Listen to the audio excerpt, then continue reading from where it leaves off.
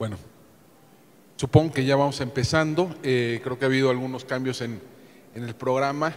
Me presento, soy Alejandro Ope, soy analista de seguridad, escribo en el periódico El Universal.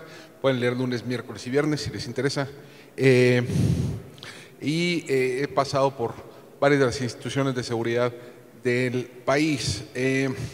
Yo tengo tal vez la tarea más grata y más fácil de este congreso, es simplemente presentar a una personalidad de primer orden, que es Sergio Fajardo. Déjenme tratar de contextualizar un poco este tema, ¿no?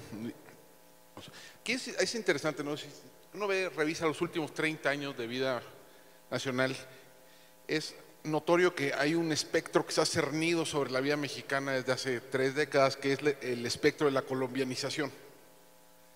Cada vez que algo sucede en este país, cada vez que hay una masacre, cada vez que hay un asesinato político, cada vez que hay un acto de corrupción que involucra narcotráfico, alguien en algún lugar dice que nos estamos colombianizando.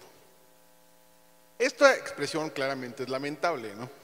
Es lamentable porque es, por un lado, insultante para Colombia y para los colombianos.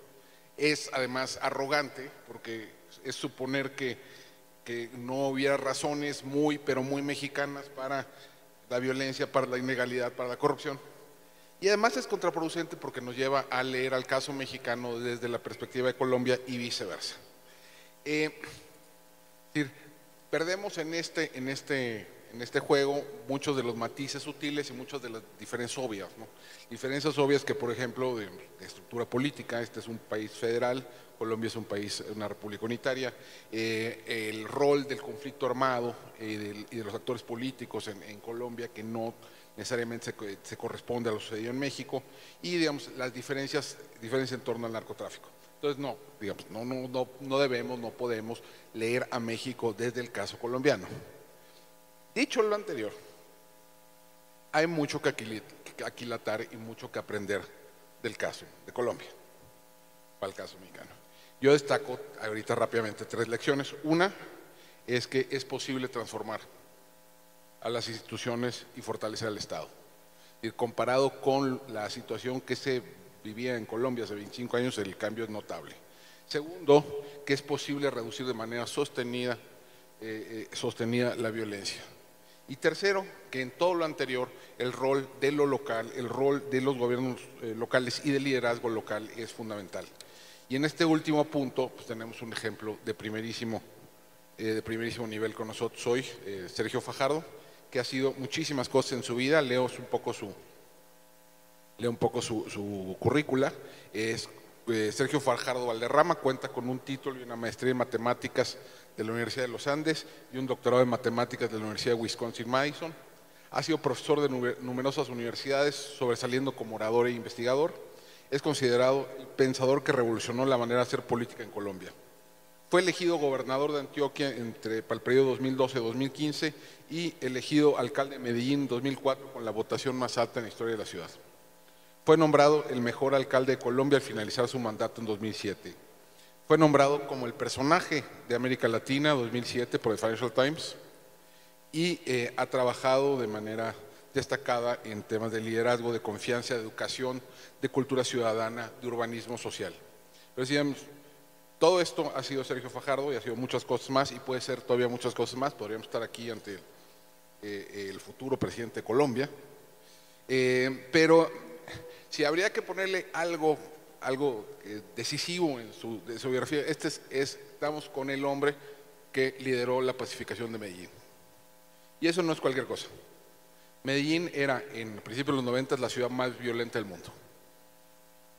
Era la ciudad de Pablo Escobar, era la ciudad de los sicarios adolescentes, era la ciudad de las comunas hiperviolentas abandonadas, ¿no?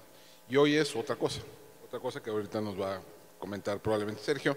Es una ciudad de progreso, es una ciudad de innovación, es una ciudad de inclusión donde el miedo se volvió esperanza. Y en ese proceso, el liderazgo de primero alcalde y luego gobernador Fajardo ha sido crucial. Entonces, tenemos el gran privilegio de tener este foro, una voz indispensable en la discusión latinoamericana sobre violencia, sobre inclusión, y le doy la bienvenida, doctor Fajardo. Muchas gracias. Muchas gracias, Alejandro.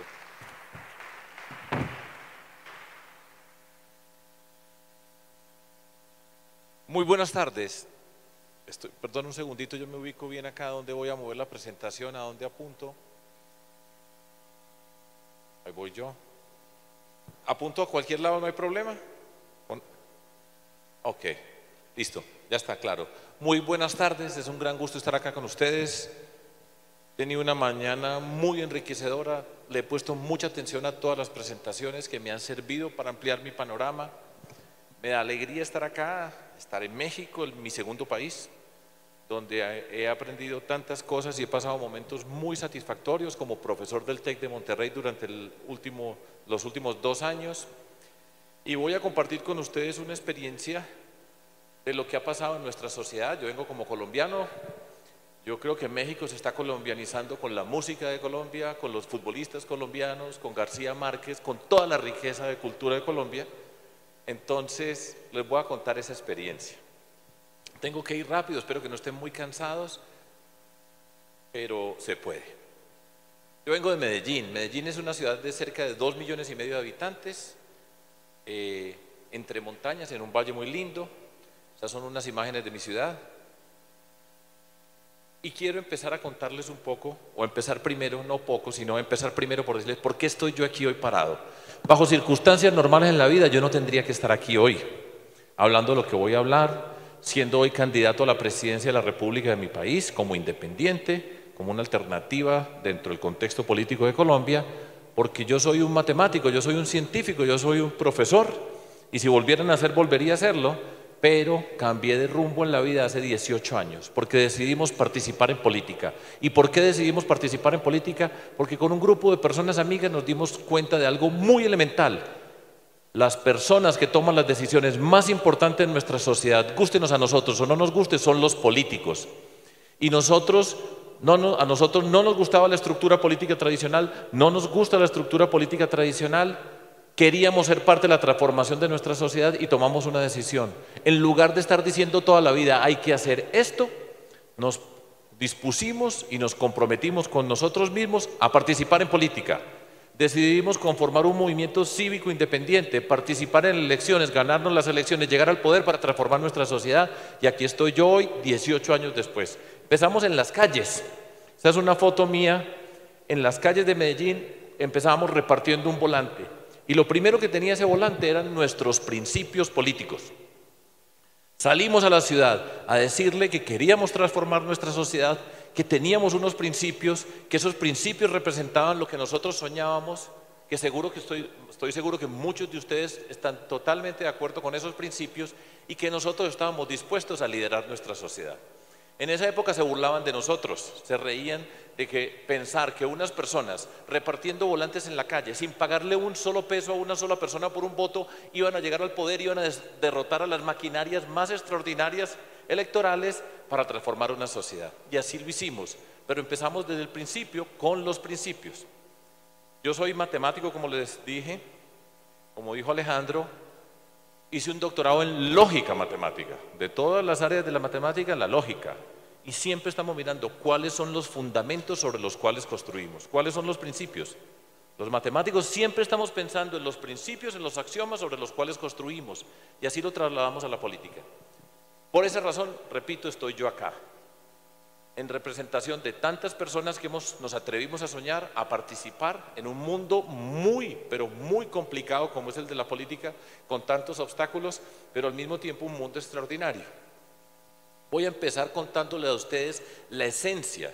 Esta es una super síntesis de lo que nosotros hemos hecho en política, porque todo esto tiene que ver con lo que hemos hecho en el poder, que era la razón por la cual entramos a la política, es que nosotros queremos llegar al poder y al llegar al poder a transformar nuestra sociedad. Y la esencia, y aquí por eso les digo que me ha gustado mucho la jornada, y aquí he puesto mucha atención, la esencia es ética, de qué manera nos comportamos nosotros como personas, de qué manera tomamos decisiones, sobre qué tomamos nosotros las decisiones para liderar nuestra sociedad. Entonces empezamos con los principios, los que ya les mostré en ese papelito que entregábamos en Medellín hace 18 años, de los cuales se burlaban de nosotros. Y nosotros nos hemos movido simplificando al máximo sobre unos valores. desde la dignidad de las personas, siempre el respeto, siempre el conocimiento y todos los días, a todas las horas, apostándole a algo que tenemos todos nosotros, independientemente de nuestro origen social, nuestras capacidades. Siempre nos relacionamos desde las capacidades de las personas y de las comunidades. Hemos actuado sobre un principio, un concepto fundamental para nuestra actividad política y son los medios los que justifican el fin. Esa es una ruptura con esa frase tan escuchada, tan común y corriente dentro del contexto de la política, que tiene que ver con esa crisis ética, el fin justifica los medios. Con tal de llegar a obtener lo que usted quiere, haga lo que quiera. Nosotros decimos, no puede ser. Nosotros creemos en el proceso de construir, son los medios los que justifican el fin. El camino que nosotros escogemos para transitar, para llegar a donde queremos llegar, determina lo que somos y le da el valor al sitio que llegamos. Todo eso se convierte en la mayor riqueza que se puede construir en política, que es, no solamente en política, en la vida entre nosotros, pero en política, que es la confianza. Con plata, al que tiene precio se lo encuentran, ustedes saben muy bien eso. Pero a nadie le venden confianza. La confianza es una construcción y la fórmula es muy elemental. La confianza se reduce a coherencia, significa que cada paso que nosotros vamos dando no contradecimos los pasos anteriores, y consistencia en que cada paso que nosotros damos respetamos siempre los mismos principios. Eso es lo que nosotros hemos hecho, y por eso esos principios desde el primer día hasta el día de hoy los hemos respetado y yo los respeto, y hemos sido coherentes.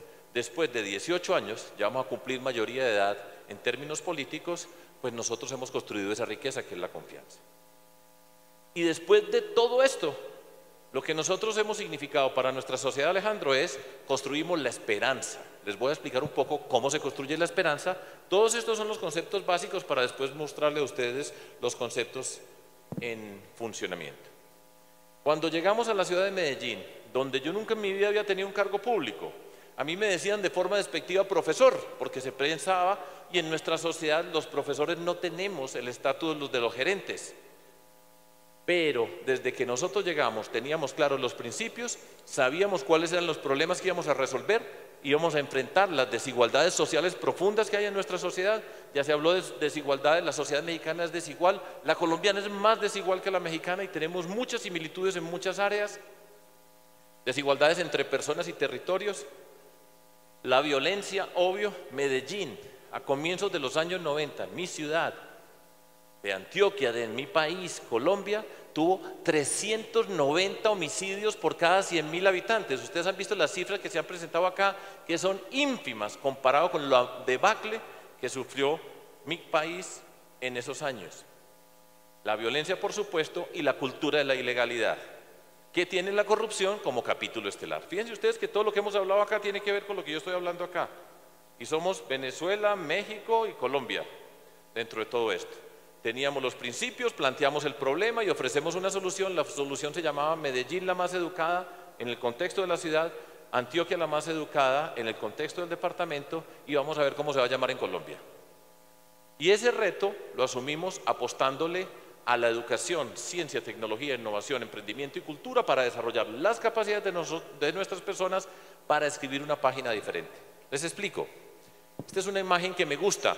Todas esas imágenes que usted ve las hice yo, como profesor. Yo siempre preparo, siempre tengo de mi puño y letra las imágenes para explicar de la mejor manera. A mí me dicen, pero es que usted habla como un profesor, y dicen, no tenga la menor duda, es mi orgullo en la vida ser un profesor. Y sigo siendo un profesor, y para mí gobernar es educar. Significa sacar lo mejor de cada persona, de las comunidades, para transformarnos en lo que nosotros estamos. Fíjense esa imagen que tengo ahí. Para la gran mayoría de personas en Colombia, salen de su casa, esto es una caricatura por supuesto, se sientan en la esquina, miran hacia el frente y la gran mayoría ve un muro gigantesco enfrente, un muro sellado altísimo que parece insuperable. Ese muro es el muro de las desigualdades. Una forma de expresar las desigualdades es, para la mayoría de las personas, repito, cuando se sientan enfrente y miran se sientan y miran hacia el frente, ven enfrente un muro. ¿Saben qué hay del otro lado del muro? Allá están las oportunidades. Nosotros, la gran mayoría de los que estamos aquí, nacimos en el mundo de las oportunidades, somos privilegiados. Claudio decía, privilegio significa responsabilidad. Repito, la mayoría de nosotros nunca enfrentamos ese muro. Hemos tenido obstáculos y tendremos en la vida, pero para la mayoría de las personas es un muro que dice, ¿y yo cómo hago para pasar allá? Cuando eso se presenta en nuestras sociedades, al lado de ese muro hay una puerta. En Colombia es una puerta gigantesca, en Medellín muy ancha. Esa es la puerta de entrada al mundo de la ilegalidad. Y una gran cantidad de personas en nuestro país, en Colombia, en México estoy seguro que en diferentes contextos, todo esto tiene contextos, enfrenta la misma situación, se siente y dice, ¿y ahora yo para dónde cojo? ¿Cómo hago para pasarme el muro para llegar a las oportunidades donde nacimos nosotros? Y aparece esa puerta de entrada al mundo de la legalidad y dice, por aquí hay un camino. Y eso es lo que enfrentamos nosotros como reto. Y ese reto lo tenemos que resolver y es parte esencial de toda nuestra actividad política y pública para transformar nuestra sociedad. Esta es la solución. Nosotros tenemos que cerrar la puerta de entrada al mundo de la ilegalidad y empezar a abrir puertas en el muro que está sellado para poder llegar a las oportunidades. Ahora, es muy difícil. Nosotros quisiéramos cerrar esa puerta de una vez por todas, pero no somos capaces, pero la tenemos que hacer más estrecha día a día. Pero eso, para hacerla más estrecha, repito, tenemos que empezar a abrir puertas en ese muro que está sellado enfrente. De manera tal que todas las personas, cuando miren enfrente, empiezan a ver una puerta que conduce a las oportunidades. No es el muro sellado, sino hay una puerta para que les permite ver hacia dónde van, y así se construye la esperanza. De esa manera no va a estar toda la mirada centrada en cómo hago para saltarme este muro, que me parece imposible, o mejor cojo por el camino de la ilegalidad para encontrar mis oportunidades. Empezamos a abrir las puertas de las oportunidades. ¿Y cuál es la materia prima? ¿Qué es lo que tienen que llevar en el morral para llegar a las oportunidades? La primera condición es la educación. Para poder hacer ese tránsito a las oportunidades es la educación. Repito, estoy seguro que la mayoría de ustedes, estando acá, la gran mayoría tuvo una educación de alta calidad en los estándares de México. Sus hijos tienen las mejores condiciones de educación como las tuve yo y las tienen mis hijos, y como nosotros nacimos del otro lado, ya empezamos a recorrer el mundo mucho más adelante. Ese es el reto político. ¿Cómo cerramos, cómo abrimos esas puertas para transformar nuestra sociedad? Y cuando cada persona en la sociedad ve enfrente y dice, ya hay una puerta por la que yo puedo pasar, tiene esperanza. Si no hay puertas, estamos en un problema muy grande, porque cualquier alternativa tiene valor. Voy a mirar un poco más. Me voy a acercar, para hablar un poco del tema de la seguridad, me voy a entrar al mundo ese de la ilegalidad. Esa puerta que les digo que está ahí al frente. La voy a mirar y se las voy a explicar. Hay una puerta de entrada y una puerta de salida. Voy a empezar a hablar desde la puerta de entrada. La mayoría de las personas que están a la puerta de entrada al mundo de la ilegalidad son jóvenes. Este es un tema que empieza con los jóvenes en nuestro país. Y aquí también, como lo mostraba Alberto de Venezuela ahora, son jóvenes los que están en la puerta de entrada de ese mundo de la ilegalidad. Y empiezan a hacer el tránsito, empiezan a recorrer ese camino. Y lo primero que pasa son las esquinas de los barrios donde se empiezan a formar unas bandas. Alberto nos mostraba unas bandas que ya estaban formadas, no estábamos mirándolo antes de que entraran, sino ya empezaron a entrar. Y después de que se forman esas bandas, empiezan a surgir estructuras del crimen organizado local, empiezan a tener control sobre el territorio. Y ahí van apareciendo formas superlativas de violencia.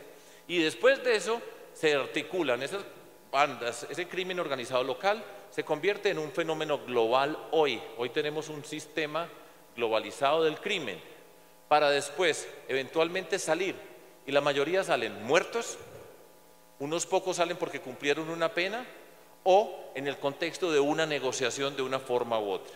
Ese es un esquema básico de lo que ocurre en esa puerta que les mostré a ustedes al lado del muro. Vamos a romper el muro para abrir las puertas, pero démosle una mirada a este muro, del mundo de la ilegalidad, para que sepamos qué es lo que está pasando allá adentro, porque lo tenemos que entender muy bien para poder actuar. Voy a seguir avanzando sobre ese mundo de la ilegalidad, y voy a arrancar desde la salida, y me voy a devolver de la salida hacia la entrada. Miremos la salida. Ya les dije, muchos salen, la gran mayoría, muertos. Esa es una calamidad de nuestra sociedad. Algunos cumplen la pena, y nosotros teníamos un programa para que no reincidan, se llama Delinquir no paga. U otros, en el caso de nosotros, han salido por una negociación. Ese aspecto nos ha servido para entender muchas cosas, para quitar personas que están dentro del mundo de la violencia, están destruyendo. Una negociación es un hecho político muy difícil, muy complejo, que se tiene que diseñar muy bien, pero cuando nosotros miramos a todas esas personas que estuvieron en una negociación y acuerdan desmovilizarse, aprendemos mucho para saber cuáles son las razones por las que entran. Lo primero que tenemos que preguntarle a cada uno de esos, ya no son necesariamente jóvenes, todos esos que entraron a ese mundo y se están desmovilizando, le preguntamos por qué entró. Y entonces vamos a saber exactamente qué es lo que pasa en las familias y en sus comunidades, porque esto es un hecho que tiene que ver con familias y con comunidades. Y tiene que haber intervenciones psicológicas con los individuos, sociales con la familia y ampliando ese social con las comunidades. Y aprendemos sobre ese mundo, de la gente que está en el mundo de la criminalidad y va saliendo, empezamos a entender muchos de los factores que tienen que ver con la violencia que nos ha destruido durante tanto tiempo.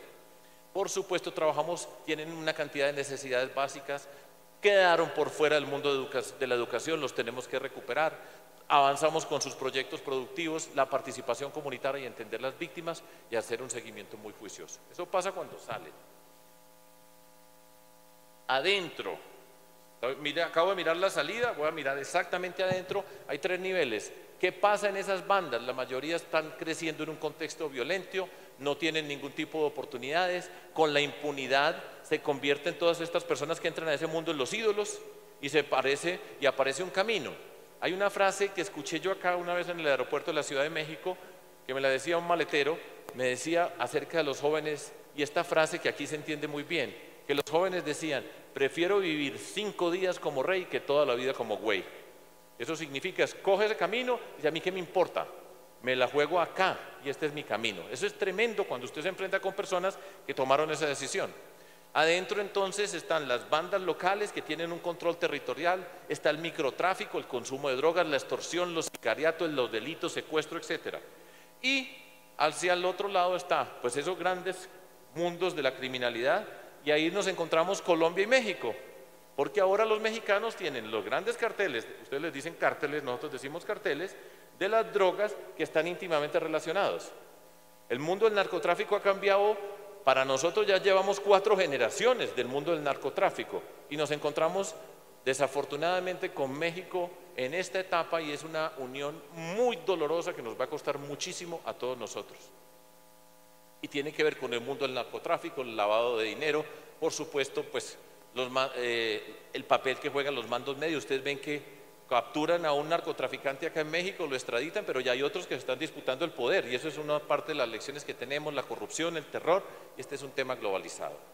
¿Cuál es la fórmula? Fiscalía, policía y jueces. Lo que pasa es que, ya lo escuchamos acá, la impunidad nosotros la tenemos, la corrupción la tenemos. Entonces todo esto se convierte en un sistema que destruye y socava las bases de nuestra sociedad. Voy a mirar a la entrada y tiene que ver con lo que señalaba Alberto ahora de Venezuela.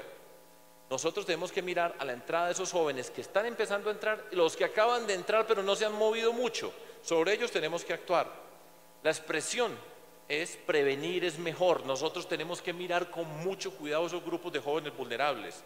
La tendencia muchas veces es a la intervención de la fuerza cuando ya están adentro, pero nosotros tenemos que preocuparnos porque no entren. Suena muy obvio, pero en términos políticos muy rara vez se hace porque requiere un esfuerzo diferente. Alberto nos mostró un ejemplo con 2 bandas, Alcatraz y no recuerdo cómo se llama la otra. Y es un ejemplo, pero mire el esfuerzo extraordinario que hizo. Y esas son 2 bandas dentro de toda esta cantidad de gente que tenemos nosotros. ¿Cómo intervenimos? ¿Cómo hacemos el programa de prevenir es mejor? ¿Cómo prevenimos el reclutamiento? El embarazo adolescente es uno de los temas que influyen en muchos de estos elementos. La violencia intrafamiliar, la violencia de género sexual, escolar. Tenemos un mundo de jóvenes vulnerables y en cada lugar los tenemos que identificar. ¿Dónde están esos jóvenes vulnerables? No hay, básicamente, y me atrevo en esta exageración a decir, usted mire un joven que es vulnerable y se nos salió del sistema escolar. Un joven de 16 años, de 17 años que no está estudiando está en problemas y nosotros los podemos ver perfectamente claro, ubicarlos en el territorio y saber exactamente dónde están, ya vimos lo que pasaba con los que salieron, que investigamos por qué entraron, pero nosotros ya sabemos lo que está pasando con estos jóvenes vulnerables y ahí hay una tarea urgente, infinita, dificilísima, pero necesaria para poder lograr luchar contra esta violencia y eso vale, yo estoy seguro que vale para México y para Colombia. Y para cada uno de estos lugares donde estamos hablando lo que ocurre, por ejemplo, en Centroamérica. Una forma de ponerlo, nosotros tenemos que entender todo esto. El proyecto nuestro de jóvenes para entrar es identificamos estoy hablando de derecha e izquierda, esa es la puerta de entrada y me estoy saliendo.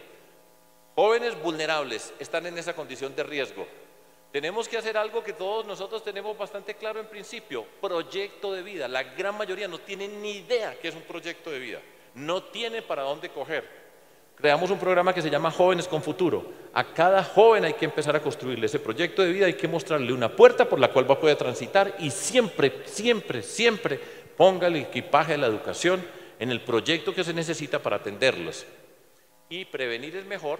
Por ejemplo, Alberto de Venezuela, Volmer no sabe, nosotros implementamos un programa de rugby inspirados en parte de lo que él hizo en Venezuela, en otras regiones del departamento de Antioquia cuando yo era gobernador. Todo eso hace parte de un paquete de actividades que necesitamos, y yo estoy seguro que México las necesita con urgencia para enfrentar este problema de violencia, si no va a ser un problema creciente dentro de todo este mundo. Nos vamos alejando, porque están los individuos, los jóvenes que están a la puerta de entrada, pero los individuos tienen una familia y tienen una comunidad.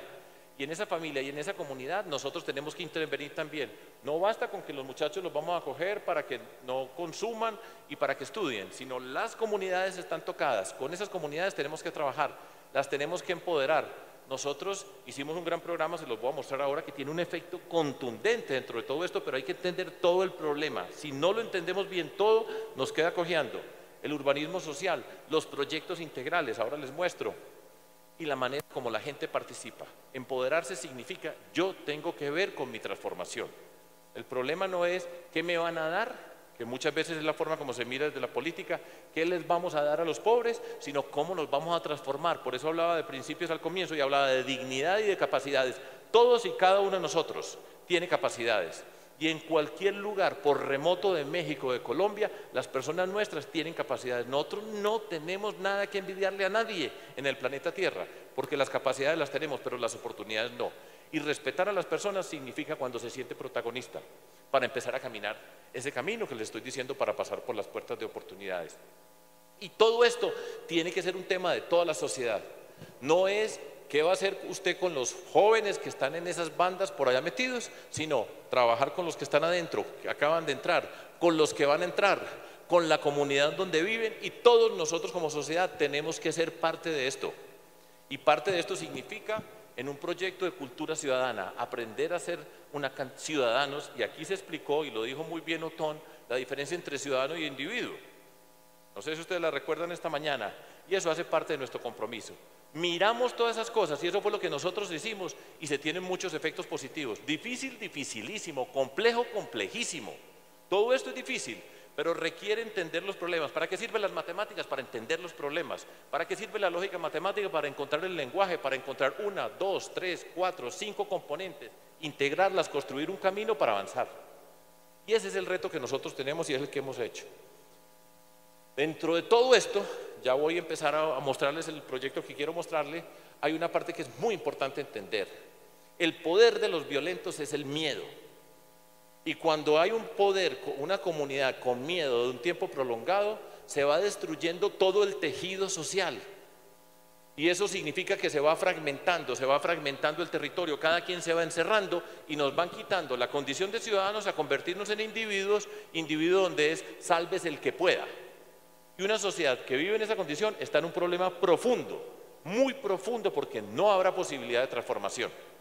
Entonces, nosotros, ¿qué hemos hecho? Entre otras cosas, nosotros sabemos que nos tenemos que conectar. Cuando nos han dividido, fragmentado, nos tenemos que volver a encontrar. Tenemos que conectarnos como sociedad y nos tenemos que reunir.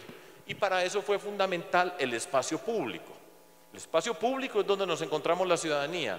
Y como con una comunidad, fíjense que tengo ahí la comunidad en la mitad, empezamos a convocar a la ciudad a salir, a la comunidad, perdón, de sus casas para volver a encontrarse, para ir superando el miedo. Con miedo no hay transformación. Y ustedes lo saben muy bien en todas las instancias. Si usted tiene miedo, pues lo invierte. Si tiene incertidumbre, pues no sabe para dónde coger en muchos sentidos. El miedo nos disminuye, nos quita la capacidad de soñar, de transformarnos, de pensar, y estamos sometidos. Ese es el reto que enfrentamos con el miedo de los violentos y muchos miedos que ocurren en nuestra sociedad. Nos tenemos que conectar, reunir. ¿Y dónde va a ser? En el espacio público. Y donde estaba la violencia, nosotros vamos a cambiarle la piel a esos espacios. Vamos a pasar de la muerte a construir los espacios para encontrarnos. Y van a ser los más bellos de todos, lo más bello para los más humildes. Y eso significa dignidad. Que cada comunidad sepa que le pueden pasar cosas favorables en la vida. que la alternativa no es la puerta de la ilegalidad, que nosotros somos capaces de construir y abrir esas puertas para transformarnos. Y de esa manera entonces nosotros construimos una cantidad de programas y siempre, siempre, en todas y cada una de las intervenciones, voy a mostrar solamente un nivel, la educación, la ciencia, la tecnología, la innovación, el emprendimiento y la cultura. ¿Por qué? Porque ahí es donde se desarrollan las capacidades de las personas para crecer como comunidades y personas para transformarnos. Lo más difícil de todo esto es hacer un proyecto integral. Integral significa todas las componentes al mismo tiempo. Habitualmente dentro del contexto político, y no estoy acá para hablar de la corrupción, que es tema central en la campaña presidencial que tenemos en este momento en Colombia, que todos los días tenemos que hablar, y nosotros estamos liderando la lucha contra la corrupción, pero las charlas que nos dieron esta mañana fueron muy buenas. Pero cuando usted tiene el Estado donde cada pedazo le pertenece a un político por un interés particular, es imposible integrar. Integrar significa algo muy elemental. Ponga una cabeza, organice todos los que tienen que participar en la solución del problema, define el problema, trace la ruta para trabajar y trabaje. Suena sencillísimo. La gran mayoría de nuestros gobiernos son incapaces de integrar y por eso no pasa lo que les voy a mostrar a continuación. Les voy a mostrar primero unos espacios. Este era un sitio que hasta ahí llegaba la ciudad, se convirtió en este espacio, en el Parque Explora, el Parque de la Ciencia y Tecnología en Medellín. Nosotros tenemos que conectar a la ciudad. La ciudad tenía unas barreras, unos muros invisibles, pero de aquí no pasa nadie. De este lado a este lado no se mueve una persona. La gran mayoría no conocía ese territorio y nosotros queríamos tumbar esos muros invisibles, conectar y poníamos espacios para conectar. Este fue uno importantísimo, el Parque de la Ciencia y la Tecnología en Medellín, el Parque Explora. De hecho, aprendimos bastante del Museo Papalote de la Ciudad de México. Y allá nosotros tenemos un espacio donde en la sociedad nuestra, en lugar del miedo de la gente que está escondiéndose de la violencia, construimos un espacio donde independientemente de la clase social nos podíamos encontrar a construir la ciencia, la tecnología, con gente extraordinaria que explica todas las cosas, pero se convierte en riqueza en la ciudad. De hecho, todas las personas que van a Medellín o a hacer turismo van al Parque Explora y nos permite conectar. De acá para allá no entraba nadie, para acá terminaba la ciudad de una manera y aquí ponemos, conectamos y hacemos una intervención urbana que nos permite pasar de lado a lado. Siempre vamos conectando, siempre estamos tumbando muros imaginarios, intangibles y los visibles para poder conectar nuestra sociedad y ahí vamos perdiendo el miedo. Al lado de ese Parque Explora está este sitio que es muy lindo de la ciudad de Medellín que se llama el Jardín Botánico. Así estaba ese Jardín Botánico cuando nosotros lo recibimos y sabíamos, Medellín es conocida como la ciudad de la eterna primavera. Yo siempre tengo que contar esto, que después descubrí que hay una ciudad de la eterna primavera acá, Cuernavaca, en Ecuador también hay una, la más bonita de todas es Medellín sin duda, Cuernavaca va de segunda, pero en ese lugar nosotros encontramos ese sitio, eso expresaba el deterioro del espíritu de nosotros, agobiada por la violencia, con el miedo que teníamos como ciudad y construimos este espacio extraordinario y nos demostramos que nosotros somos capaces de cambiarnos, nosotros construimos un espacio para encontrarnos y el Jardín Botánico se convierte en un orgullo de la ciudad. Y todo el mundo puede entrar y tumbamos los muros y no importa la condición social y se puede transitar. Entonces la arquitectura, el espacio se convierte en punto de encuentro, se convierte en la esperanza, en lo que nosotros podemos hacer, que nos podemos transformar, que no estamos sometidos por el miedo y que podemos generar riqueza pública que nos permite encontrarnos independientemente del origen social. Este es otro sitio maravilloso en un lugar muy especial, era el basurero de la ciudad. Allá se asentaron miles de personas y en ese basurero nosotros ¿qué construimos? Un centro de la cultura. O sea, esto es política. Está pasando eso porque nosotros estamos en el poder, porque sabemos qué es lo que significa la cultura, la educación, la ciencia y la transformación. Eso no es solo hacer unos edificios, eso no tiene sentido. Pues puede hacer los edificios, pero el proyecto político es la dignidad, las capacidades y las capacidades se transforman de esa manera que queremos hacer. Por ejemplo, este es un colegio, a mí me gusta mucho esta imagen, así era, colegio encerrado, quedó así. Nosotros, ¿qué le estamos diciendo a la comunidad de ese barrio? Pues que estamos tumbando los muros, que nos tenemos que encontrar, que la educación es el sitio para transformarnos, que por humilde que sea, pueden tener el mejor colegio de todos y las maestras y los maestros que entran a ese espacio pues sienten la dignidad y con ello nos vamos a transformar y vamos a reconocer a maestras y maestros como protagonistas del desarrollo de nuestra transformación. Ese mensaje fue hace más de 10 años, pues la ciudad va cambiando y se tiene que transformar, los líderes tienen que ir entendiendo los tiempos, los contextos, los cambios, pero así lo hicimos. Este es otro ejemplo, esto puede ser una cárcel en cualquier lugar, pues pasó a ser este colegio. tumbamos los muros. ¿Por qué lo hicimos? Porque nosotros estábamos en el poder, porque nosotros estamos tumbando muros, porque le estamos diciendo a la sociedad, mire las cosas que pasan. Entonces, cuando decimos lo más bello para los más humildes, tiene un contenido político muy profundo, de dignidad. Esa palabra no se les olvide nunca en la vida. La dignidad que tenemos todos, independientemente de nuestro color, de nuestra riqueza, todos como seres humanos tenemos dignidad, y en la dignidad todos somos iguales.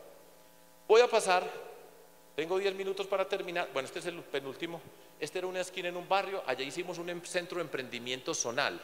En ese centro de emprendimiento no es la tasa de retorno por el capital inicial, sino es la tasa de retorno social.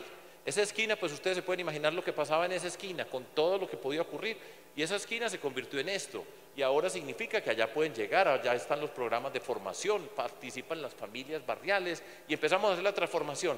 La arquitectura nos dio una expresión política potente para transformar, para cambiar las mentes, pero todo esto estaba pasando al mismo tiempo en la ciudad de Medellín. Voy a hablar de los proyectos integrales, para terminar con un ejemplo. Todas las herramientas del desarrollo en forma simultánea. Como les dije, eso es dificilísimo. La imagen allá está, dice una cantidad de acciones, cada quien por su lado. Y después lo que nosotros tenemos que hacer es integrar todo, ponerle una cabeza, organizar y saber que estamos actuando simultáneamente en un espacio. Eso nos da eficiencia, eficacia, nos da una cantidad de fuerza extraordinaria para trabajar en los proyectos. Todo esto obedece a que escogemos el espacio, identificamos los hechos fundamentales en ese espacio que queremos transformar, los priorizamos, los financiamos y convocamos a todos los que tenemos que participar a trabajar juntos desde el comienzo. No es el gobernante que dice, mire lo que les hice, vengan a lo que les hice. No es esa expresión de la política donde dice, les voy a dar. Yo recuerdo que muchas veces en las comunidades a mí me han dicho, doctor, muchas gracias por lo que nos da. Y le dije, yo no le he dado nada a nadie, esos recursos no son míos. Dar no es la palabra. ¿Cómo participan? Desde el primer momento tienen que participar. Si usted los invita a participar al final, pues algo pasa, pues no va a ser nada malo, pero se pierde la oportunidad de transformar. El reto es transformar, y transformar significa recomponer ese tejido social, que ningún joven se nos vuelva a entrar por esa puerta, y eso es un reto bien grande. Entonces hacemos una integración institucional, la parte física, la comunidad empoderada. Esa palabra no existía cuando yo era un joven, empoderada. Pero empoderada significa yo tengo que ver con mi vida, y eso es lo más importante. Cuando a usted le dicen, usted hace parte de su transformación, es muy distinto decir, venga que le voy a dar tanto. Y ese es un reto. Y hacemos todas las intervenciones sociales simultáneamente. Voy para esta parte de Medellín, esta es la última parte de mi presentación. Ese es el mapa de la ciudad de Medellín. Esos lugares que están delimitados allí se llaman comunas. La columna más oscura, casi negra, está en la mano a la derecha, la parte superior se llama el poblado, y es el barrio, pongámoslo en los términos habituales, donde viven las personas más ricas. Y donde está más, a medida que se va cambiando el verde, se va difuminando, llegamos casi a donde está esa región, ese sector que está enmarcado por esa línea punteada roja, donde básicamente es blanco, es donde están las peores condiciones. Entonces nosotros escogimos ese lugar, decimos, en este lugar vamos a hacer el primer proyecto integral de la ciudad de Medellín, y por eso estoy yo aquí hoy, porque lo hicimos y lo hicimos muy bien. Ya habíamos pasado por allá tantas veces caminando, nuestra política fue caminando con ese volante. Yo no sé cuántas veces caminé, mi mamá nunca se imaginó que su hijo mayor iba a estar por las calles de Medellín, por los barrios, montando en buses, por todas las esquinas, entregando un volante y diciéndole a la gente que podíamos transformar esa sociedad. Y por allá caminamos, ya habíamos empezado a cambiar la ciudad desde que salimos a la calle, cuando entregamos el primer volante y le decíamos, esta es nuestra propuesta, si te gusta apóyanos. Ya estábamos cambiando a Medellín, porque ya estábamos construyendo confianza, estábamos rompiendo esas barreras de los políticos que llegan con todo su camuflaje, con todos los guardaespaldas, carros blindados, están los líderes, tienen la reunión montada, todo el mundo va a ir allá. Nosotros empezamos uno por uno. Yo nunca en mi vida estaba en una tarima levantando los brazos y gritando todo el mundo, nada. Nosotros aprendimos a hacer persona por persona, cada una es extraordinaria, y empezamos a recorrer ese camino. Para allá voy entonces. Esta es una imagen del sector que intervenimos. Eso son unas montañas que son lindísimas.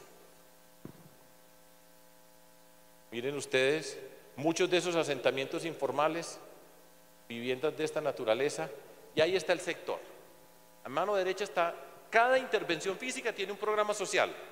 Eso no es que hagamos un coliseo y después, no, todo va simultáneo. Tiene que ser simultáneo para que tenga fuerza, para que todas las personas en ese espacio vean cómo le cambia la vida en tiempo real. Ese es un reto muy grande, tiene que ver con el manejo de lo público. Y empezamos. Entonces, eso está en la parte alta de la montaña y voy a ir bajando hasta llegar al río, que pasa por la mitad en el valle que tiene Medellín. Pasa un río por toda la mitad y son montañas de lado a lado. La comunidad participa, siempre. Ahí en esos lugares, ustedes probablemente han visto una serie que se ha hecho muy famosa, Narcos, pues estos eran los lugares donde buena parte de eso se dio. Y nosotros llegamos con esos rostros, que esos son los rostros nuestros, son los rostros latinoamericanos, nos parecemos a los mexicanos. Ahí están los rostros de nuestra gente, estamos en esa parte alta y ya empezamos con ese tremendo colegio. Usted empieza a decirle a esta comunidad, aquí, en este colegio nos vamos a transformar. Eso tiene una cantidad de implicaciones, pero repito, es cuando la gente dice, no puede ser que mi hijo o mi hija vaya a ir a este colegio. No se lo pueden creer.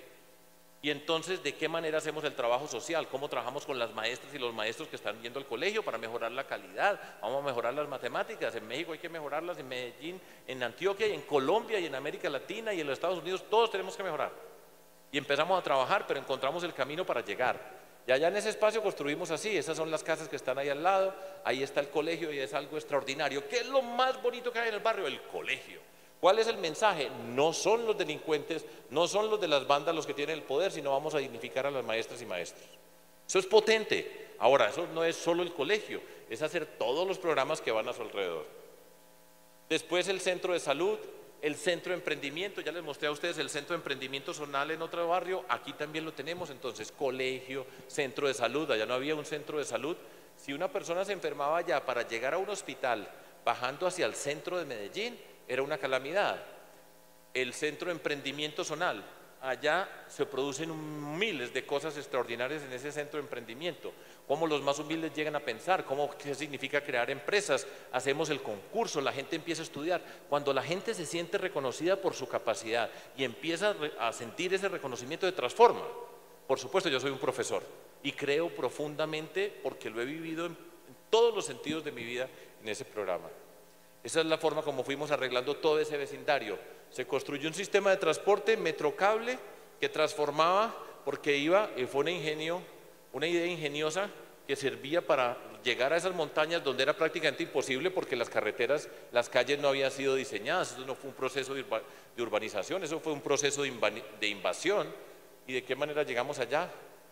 Este es un sitio extraordinario, desafortunadamente, y a mí me duele mostrarlo porque hoy está deteriorado y tenemos una discusión allá sobre lo que pasó en ese sitio, pero ese era un símbolo potente de un parque biblioteca. Le dije, aquí pasan las cosas, en ese sitio nos vamos a encontrar con educación, con ciencia, con tecnología, con innovación, con emprendimiento, con cultura, en un espacio. Los espacios son potentes, pero los tenemos que cargar de la riqueza social para construir ese tejido social que estaba totalmente destruido para nosotros.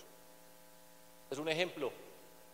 Ese era un colegio que cambiamos, el centro para las personas mayores, las canchas de fútbol, esa cancha era propiedad de los paramilitares que no dejaban entrar a una persona. Allá construimos la primera cancha sintética de Medellín y estaba en esa montaña donde nadie se imaginó que podía pasar de esa manera.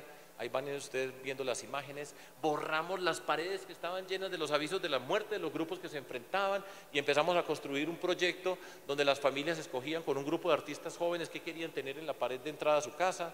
Ahí están ejemplos, el Sagrado Corazón de Jesús. Y están ese par de señores que son los que se sientan ahí en la puerta todos los días de la vida y los dibujaron allá. Y entonces empezamos a cambiar, todo lo estábamos cambiando, estábamos reconstruyendo ese tejido social. Tenemos que conectar significa en muchos sentidos a todos nosotros como sociedad, las comunidades, las familias, las personas que están interactuando en nuestros barrios.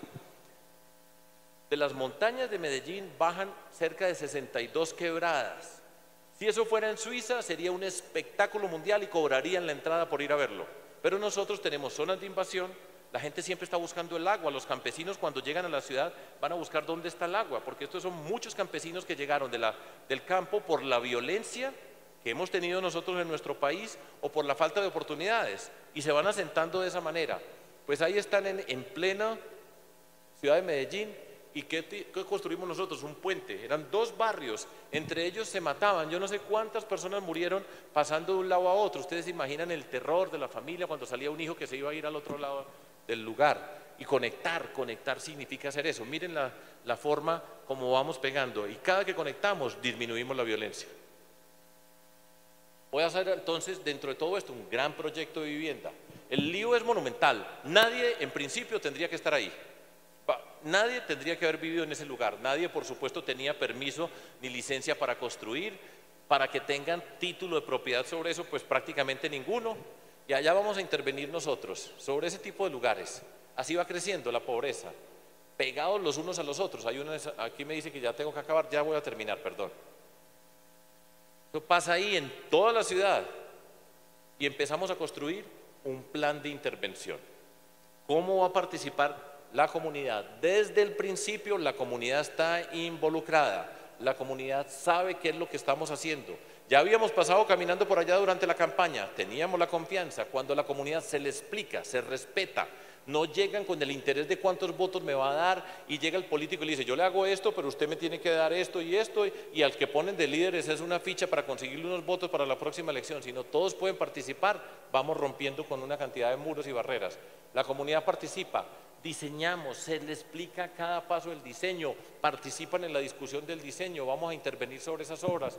Ese es el tipo de niño que encontramos en muchos de estos espacios. Empezamos a intervenir, estamos haciendo acupuntura sobre un espacio donde no tendría que haber vivido nadie. Eso es una quebrada, es una zona de alto riesgo. Cada que llueve es una calamidad. Tenemos que llegar a intervenirlos y los vamos a ubicar en el mismo territorio. Esto es costosísimo. Si uno hubiera hecho eso con planeación y cada uno hubiera estado en su lugar, pues no estábamos en estas. Cuesta muchísimo más. Ustedes se pueden imaginar lo que pasa en ese hacinamiento de personas con respecto a la convivencia.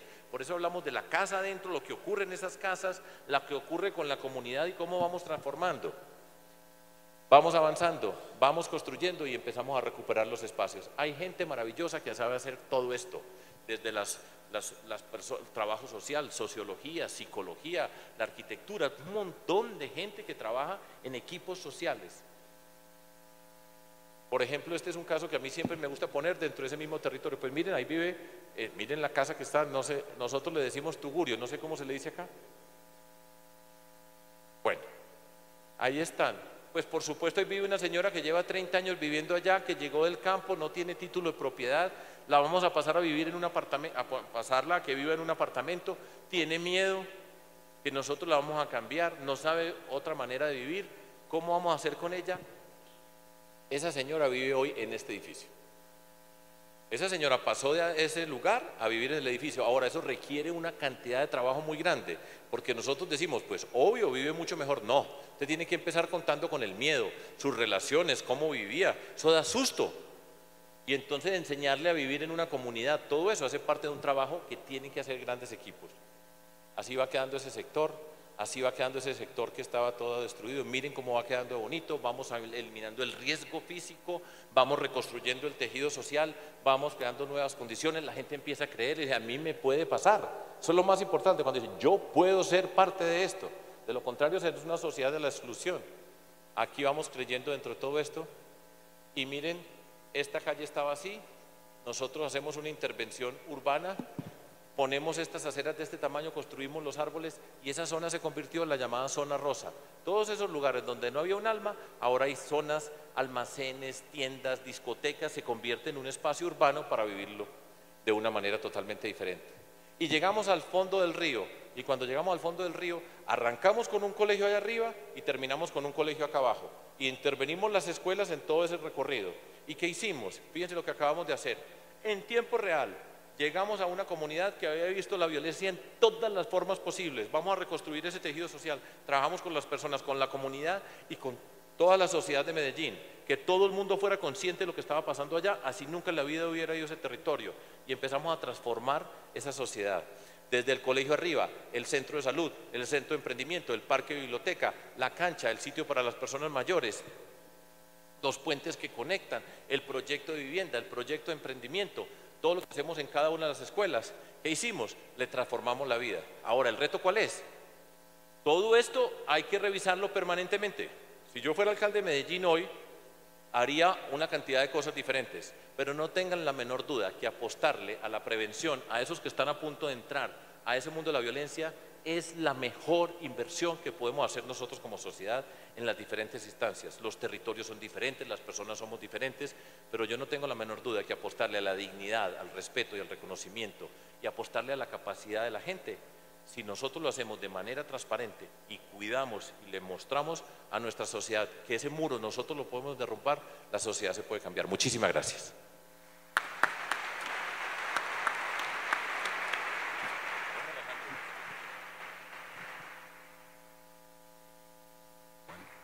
Pues realmente muy inspiradora la plática del doctor Fajardo. Creo que todos quedamos muy impresionados con estas imágenes de la transformación física y social de Medellín. Han llegado muchísimas preguntas, déjenme agruparlas, varias van en el mismo sentido. La primera es… hay un señor de… ¿Sí? Bueno, ahora, dame un segundo. Bueno, sí, hay micrófono. Si quiere, deme 2 segundos y ahorita le doy la palabra. La primera, a ver, hay varias preguntas que a mí me llaman la atención y que vienen en el mismo sentido. En efecto, yo creo que es muy importante esta frase que utilizaste en varias ocasiones, que prevenir es mejor. Yo creo que hay una conciencia creciente, ¿no?, de la necesidad de intervenir antes de que surja el problema, pero prevenir no es fácil. Y en la experiencia latinoamericana y ciertamente en la experiencia mexicana hay una larga historia, una larga experiencia de programas de prevención que acaban en el despilfarro, que acaban en el clientelismo y que acaban teniendo efectos muy contraproducentes sobre las comunidades intervenidas. Entonces la primera pregunta es cómo ir seleccionando estos proyectos, cómo ir seleccionando estas intervenciones y cómo irlas evaluando en la medida en que están ocurriendo. Es una primera. Y la segunda, que también hay varias preguntas en ese sentido, es cómo garantizar la sustentabilidad. Cómo una vez que se hizo la biblioteca, una vez que se hizo la escuela, una vez que se hizo, cómo garantizar que siga fluyendo el presupuesto, cómo garantizar que no solo se quede en un elefante blanco, en una construcción muy bonita, pero que no tenga personal, cómo garantizar que se provean los servicios, sobre todo cuando hay cambios políticos en el camino, cuando las circunstancias se van modificando, qué hacer para anclar estos proyectos en la vida política comunitaria de una sociedad. Alejandro, esa pregunta me la hacen a mí a menudo y nadie puede garantizar que las cosas van a permanecer, pero sí podemos trabajar para que permanezcan. Primero, lo que repetí todo el tiempo en mi presentación, si la comunidad participa y se siente protagonista, lo que se construya allá hace parte de la riqueza de la comunidad. Y es muy distinto cuando a la comunidad se le dan las cosas o cuando la comunidad participó todo el tiempo en la construcción del proyecto y eso significa que el proyecto es de la comunidad. Esa es la mejor forma de cuidar algo, cuando nos importa, cuando tenemos nuestra participación comprometida con ese lugar, ahí está la garantía o la mayor garantía posible de que las cosas van a permanecer. Naturalmente que esto se traslada a políticas públicas. Quienes gobernamos, pues dependiendo de la instancia donde gobernamos, en el nivel municipal o departamental o nacional, pues nosotros podemos tramitar unas leyes en el Consejo, en la Asamblea, así le decimos nosotros, en el nivel departamental o en el Congreso, y eso se convierte en políticas públicas, y eso en principio es una garantía de que se tienen que hacer. Ahora, puede llegar un gobernante, quiere acabar todo lo que el gobernante anterior hizo y van a irrespetar cualquier política pública y se van a encontrar cualquier camino para destruir lo que hizo el anterior. ¿Quién paga? Paga la comunidad, y por eso es la política. Porque la política tiene que ser un proceso permanente de educación y entender que si nosotros no elegimos bien, entonces las consecuencias las vamos a pagar nosotros. Y eso puede significar que tenemos que elegir 30 veces consecutivas y poniendo personas allá que no responden a los estándares que tenemos y la comunidad va a pagar las consecuencias. Por eso nosotros entramos a la política, porque los políticos toman las decisiones más importantes y nuestra decisión fue, nosotros queríamos que pasaran muchas cosas, pero no teníamos el poder y por eso nos atrevimos a participar. Y doy un ejemplo sencillo que aquí en el mundo entero se entiende muy bien. Pues mire el señor Trump. ¿Qué llegó el señor Trump? Quiere acabar con todo lo que hizo Obama. Y va por Obamacare. Y estamos hablando de los Estados Unidos. Él va a acabar con el programa de salud que hizo el presidente Obama. Y se está proponiendo acabarlo. Entonces, puede ser en los Estados Unidos, puede ser un programa de esa naturaleza, pero después de todo es la política. Los políticos quienes toman las decisiones. Si quieren acabar, pues la mayor barrera siempre será la comunidad. Pero nosotros necesitamos escoger políticos, personas, hombres, mujeres, que participen. Y por eso la primera tabla que tenía yo, el reto es ético. Y es cómo gobernamos nosotros. Necesitamos leyes, muchas leyes, pero el problema es nosotros, por lo menos en Colombia creemos que cada que tenemos un problema ponemos una ley y resolvemos el problema. Y hace mucho rato que sabemos que echa la ley, echa la trampa y necesitamos las leyes, pero el problema es ético. Y yo creo que aquí también en México también es ético, pero yo no puedo hablar de México, de política pues, por mucho que me guste México. Muchas gracias.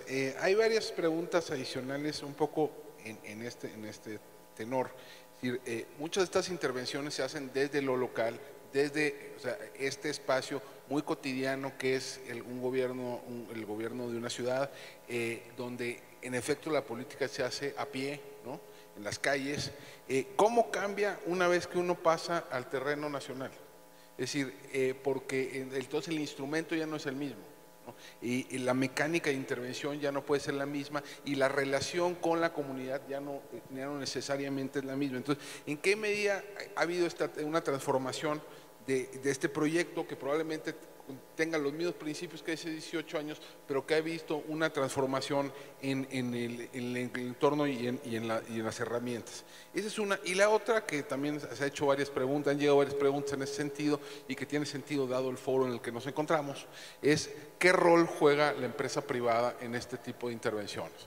Es decir, muchas veces muchos problemas, hay un problema serio a veces para intervenciones de esta naturaleza, que es un problema de orden presupuestal, un problema de orden financiero. ¿Cómo pueden jugar la empresa privada como aliado en este tipo de tareas? Muy bien. Yo vengo desde el territorio, como alcalde, después como gobernador y ahora vamos para la presidencia. Una ventaja o una cualidad es todo lo que se defina en el orden nacional tiene una implicación en el orden territorial y muchas veces no saben qué es lo que pasa en un territorio. Cuando usted tiene un gobernante que no tiene ni idea qué es una comunidad, que no sabe qué es lo que está pasando en el territorio, qué es lo que afecta a la vida de las personas, hay una desconexión muy grande. Ser capaces de tener la mirada macro, pero entender lo micro para poder lograr una transformación. Eso es fundamental dentro de todo esto. Ahora, ocurre que una cantidad de los recursos del gobierno central se van asignando de manera que lleguen al territorio, pero ahí entra la corrupción. ¿De qué manera esos recursos que están acá se empiezan a entregar para que lleguen, para afectar la vida de las personas? Y entonces se va quedando en el bolsillo del uno, del otro y del otro, todos los intermediarios de la política o de su partido o los que tienen que darle los puestos, y después cuando llega a la comunidad ya se perdió un buen porcentaje de los recursos que teníamos nosotros para las inversiones sociales. Yo no sé si en México pase eso, pero en Colombia sí pasa. Y muchas veces me decían, ¿y con qué plata hacen todo esto? Es que si no se roban la plata rinde. En México hay mucho dinero, mucho.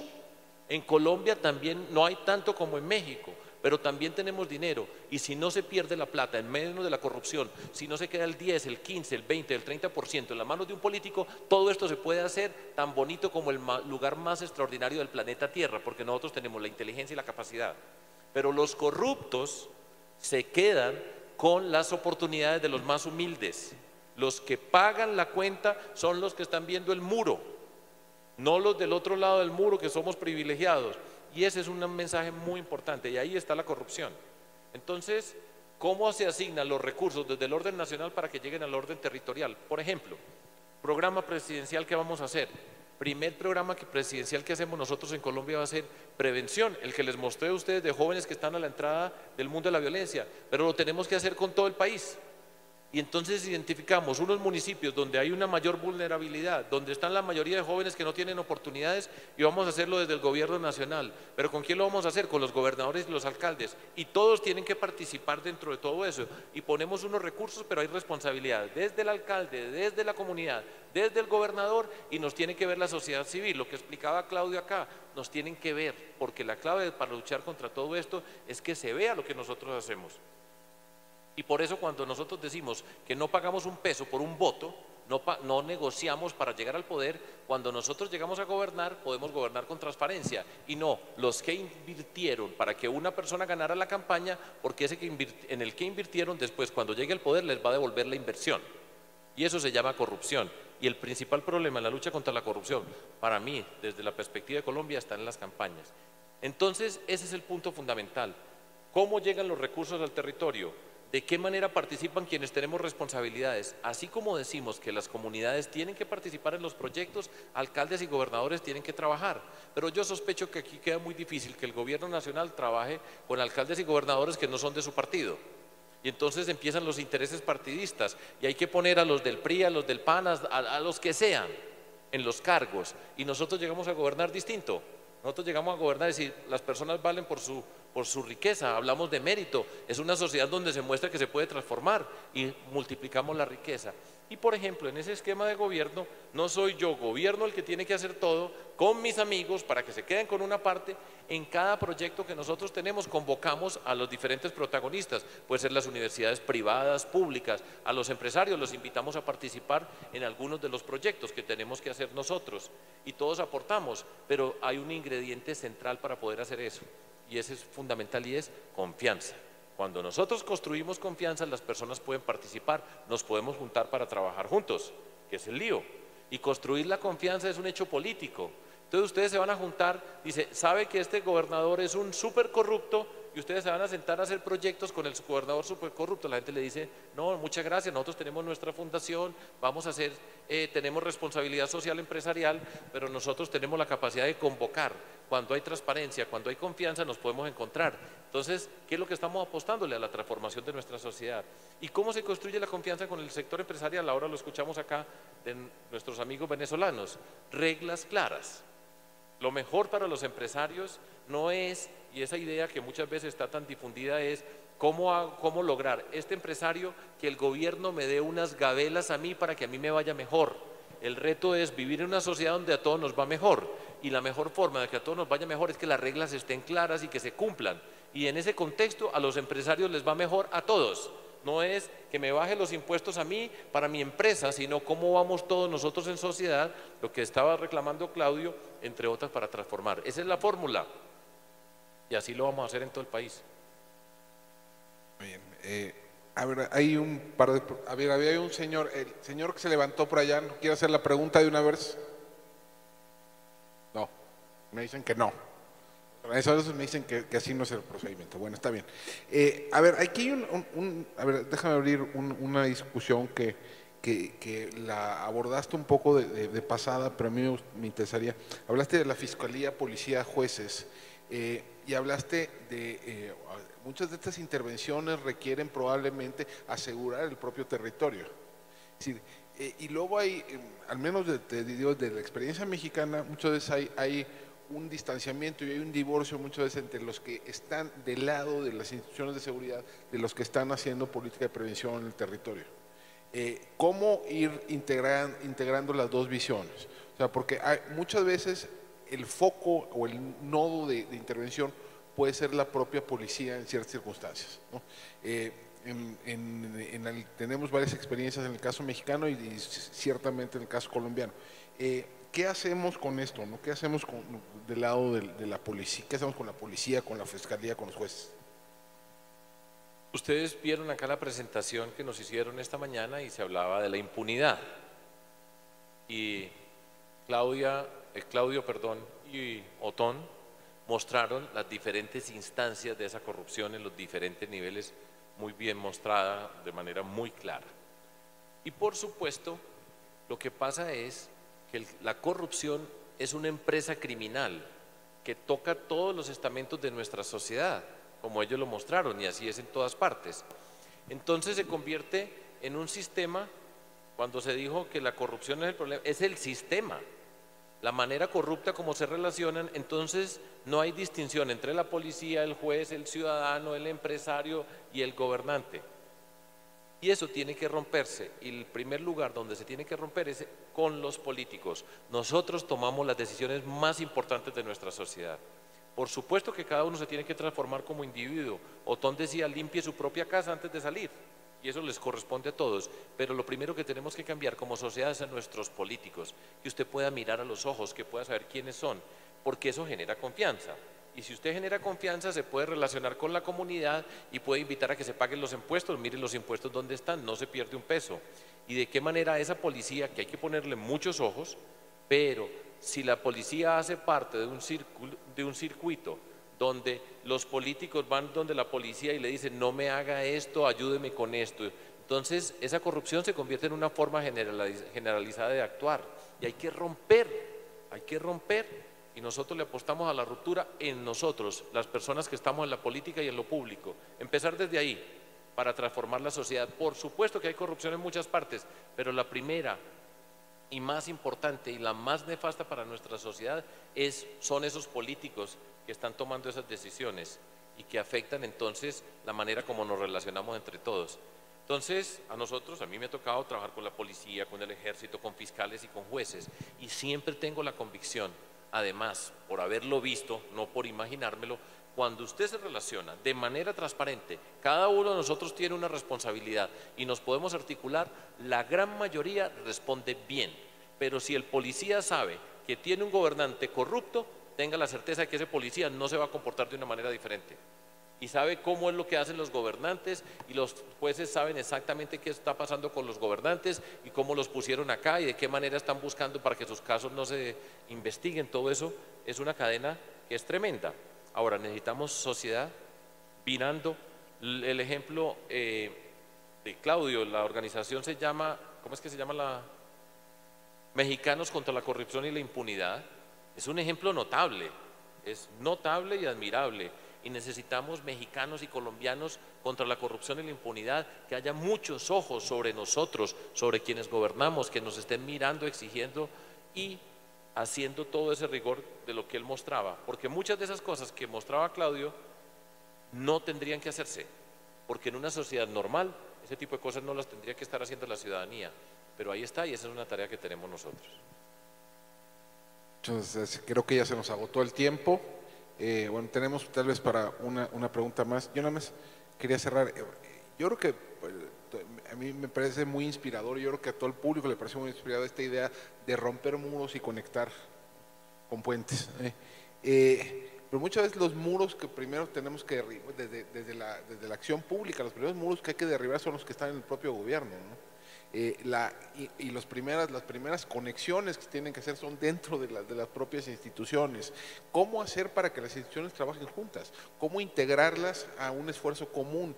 ¿Cómo evitar que estas agendas propias se acaben imponiendo? ¿Cómo evitar que las redes de clientelismo, las redes de corrupción acaben imponiéndose a un esfuerzo bien intencionado que pueda venir desde la cima, ¿no? Muchas veces los mejores esfuerzos se quedan atorados en estas tuberías burocráticas, ¿no? ¿Cómo irlas rompiendo? Persistir, atreverse. La frase que yo utilizo hoy en el contexto de la campaña electoral en que estamos en Colombia es se puede, porque nosotros tenemos un peso encima. Es como si nosotros creciéramos en un lugar que tiene una altura de 1,10, en un apartamento que tiene una altura de 1,10, más de 1,10 no vamos a crecer, y siempre nos están poniendo esa losa encima, nos dicen eso no se puede hacer, así son los políticos, así es como toca, así es en México como ponían en ejemplo, así es en Colombia, así es, y lo que hacen es limitarnos a nosotros la posibilidad de crecer, de soñar y de avanzar. Y es atreverse a participar en política. Como les decía, yo nunca en mi vida, ¿a qué horas yo en la vida, haciendo mi doctorado en la Universidad de Wisconsin en Madison, donde tuve un buen número de mexicanos amigos, me imaginé yo que iba a venir a Querétaro a hablar de este tipo de cosas como candidato a la presidencia después de haber sido alcalde y gobernador? Nunca, pero nos atrevimos. Eso sí, nos atrevimos con convicción, con pasión, con disciplina, perseveramos. Es difícil, nos estrellamos y avanzamos y mantenemos. Y yo creo que esos esfuerzos se pueden hacer. Yo creo en la dignidad del espíritu humano. A mí me dicen, usted es un idealista, y le dije, no tenga la menor duda. Si no fuera idealista no estaba aquí sentado. Y no volvería a Colombia a salir a las calles, como salimos desde el primer día, a hablar con la gente. Pero es muy potente. Las cosas se pueden hacer y necesitamos personas que se atrevan, que perseveremos, que no nos asustemos, que no desistamos, porque este país es potente.